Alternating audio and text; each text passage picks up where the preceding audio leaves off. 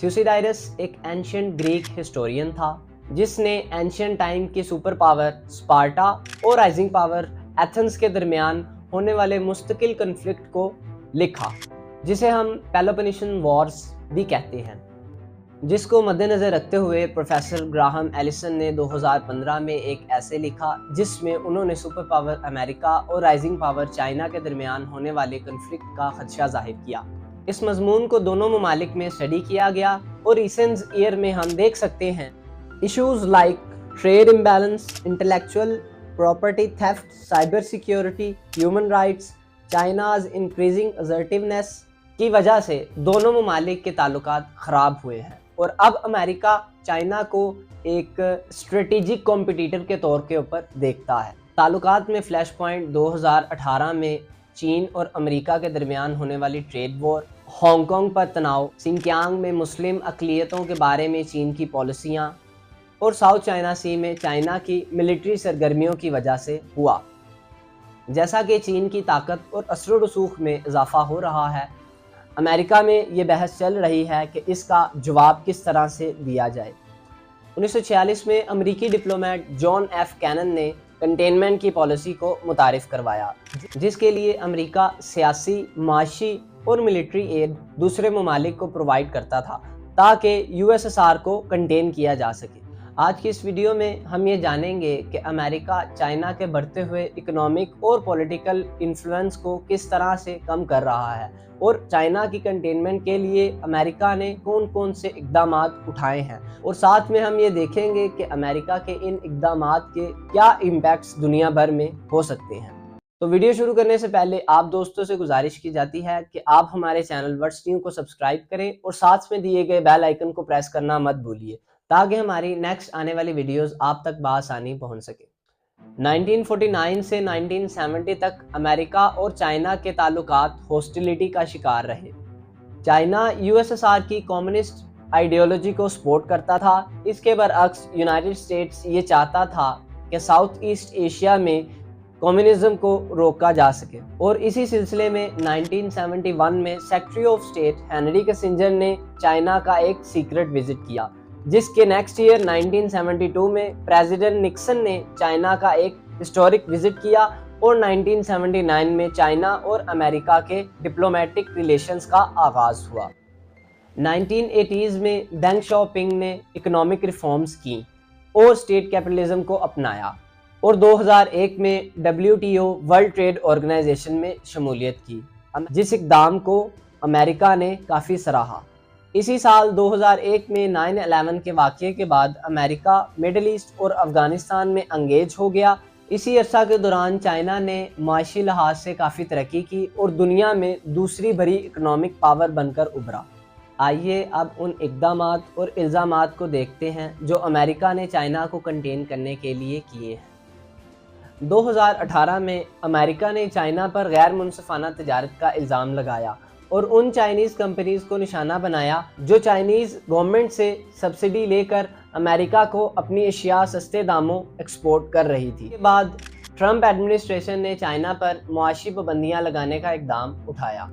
United states Congress trade act 1974 के मुताबिक America किसी भी तजारती अशिया पर 7.5 से लेकर 25% तक का टैक्स लगा सकता है। जुलाई 2018 में 818 प्रोडक्ट्स पर 25%, अगस्त 2018 में 284 प्रोडक्ट्स पर 25%, सितंबर 2018 में 5745 प्रोडक्ट्स पर 10% और सितंबर 2019 में 1284 प्रोडक्ट्स पर 15% तक के टैक्स आयद किए गए।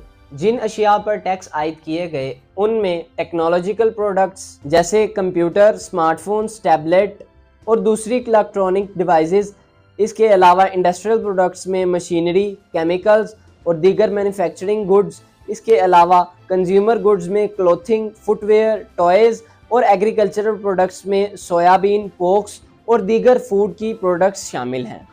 बाइडेन एडमिनिस्ट्रेशन ने चाइना पर दूसरा इल्ज़ाम टेक्नोलॉजी इक्विपमेंट्स की चोरी और जासूसी का लगाया और जिसके नतीजे में अमेरिका ने चाइना पर टेक्नोलॉजिकल रिस्ट्रिक्शंस इम्पोज्ड की। ये पाबंदियां चीन को ऐसी टेक्नोलॉजीज़ बनाने से रोकने के लिए लगाई गई جو کہ امریکہ اور اس کے اتحادیوں کے لیے نقصان دہ ثابت ہو سکتی ہیں۔ ان میں سر فہرست export controls, microelectronic sensitive technologies like semiconductor, telecommunication equipments اور انکرپشن سافٹ ویئرز کے ساتھ ساتھ ملٹری ٹیکنالوجیز وغیرہ شامل ہیں۔ امریکہ نے آرٹیفیشل انٹیلیجنس اور روبوٹکس جیسے شعبوں میں چائنا کی انویسٹمنٹ پر پابندی لگائی ہے، جو کہ چائنیز کمپنیز کے لیے امریکی ٹیکنالوجی حاصل کرنا اور مشکل بناتا ہے۔ G7 7 لارجسٹ اکانومیز والے ممالک پر مشتمل ایک گروپ ہے جس میں USA، Canada, Japan, UK، Germany, France اور اٹلی شامل ہیں۔ اس گروپ کا بنیادی مقصد پلورلسٹ، لبرل اور ڈیموکریٹک ویلیوز کو اجاگر کرنا ہے۔ مئی 2023 میں ہیروشیما، جاپان میں G7 کا ایک اجلاس ہوا جس میں امریکہ اور G7 نے مل کر چائنا کے بیلٹ اینڈ روڈ انیشیٹو کا مقابلہ کرنے کا عزم ظاہر کیا۔ دوستو، اگر آپ چائنا کے بیلٹ اینڈ روڈ انیشیٹو منصوبے کو جاننا چاہتے ہیں اور ساتھ میں ساؤتھ چائنا سی میں چائنا کے ڈسپیوٹس کو جاننا چاہتے ہیں تو ہماری اس ویڈیو کو دیکھیں۔ اس ویڈیو کا لنک ڈسکرپشن میں موجود ہے۔ G7 اور امریکہ نے ٹیکنالوجی کو بہتر کرنے کے لیے کافی اقدامات کیے ہیں اور اسی سلسلے میں امریکہ نے چائنا پر ٹیکنالوجیکل ریسٹرکشنز اور چائنا کی پروڈکٹس پر ٹیرف امپوزڈ کیے ہیں۔ امریکہ نے چائنا کی بڑھتی ہوئی ملٹری پاور کا مقابلہ کرنے کے لیے انڈو پیسیفک ریجن میں اپنی فوجی موجودگی کو بڑھا دیا ہے۔ G7 ٹیکنالوجیکل انہانسمنٹ کے لیے 5G ٹیکنالوجیز اور آرٹیفیشل انٹیلیجنس پر مل کر کام کر رہے ہیں۔ اس کے علاوہ امریکہ اور G7 نے چائنا پر ہیومن رائٹس وائلیشن کا الزام لگا کر اس کو ڈپلومیٹکلی کاؤنٹر کرنے کی کوشش کی ہے۔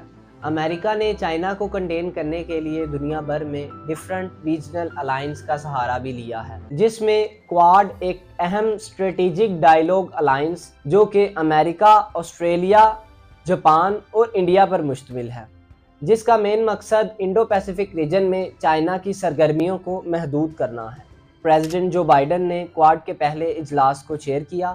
اس اجلاس میں $50 بلین کے انفراسٹرکچرل پروجیکٹس کی منظوری دی گئی جو کہ چائنا کے بیلٹ اینڈ روڈ انیشیٹو کے مقابلہ کر سکیں۔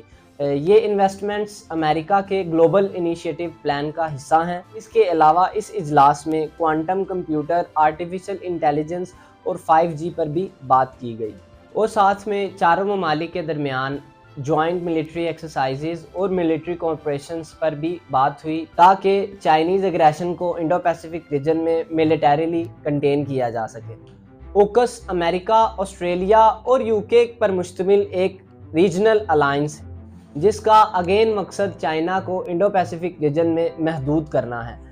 اس سیکیورٹی معاہدے کے مطابق آسٹریلیا نیوکلیئر پاور سبمرین حاصل کر سکے گا تاکہ انڈو پیسیفک ریجن میں چائنیز دبدبے کو کم کیا جا سکے۔ مارچ 2023 میں امریکہ نے ڈیموکریسی سمٹ کی میزبانی کی جس میں 100 سے زائد ممالک نے شرکت کی۔ اس اجلاس میں امریکہ نے چائنا پر اتھارٹیرین رجیم، ہیومن رائٹس وائلیشن اور سپریشن آف ڈیموکریٹک ویلیوز کا الزام لگایا۔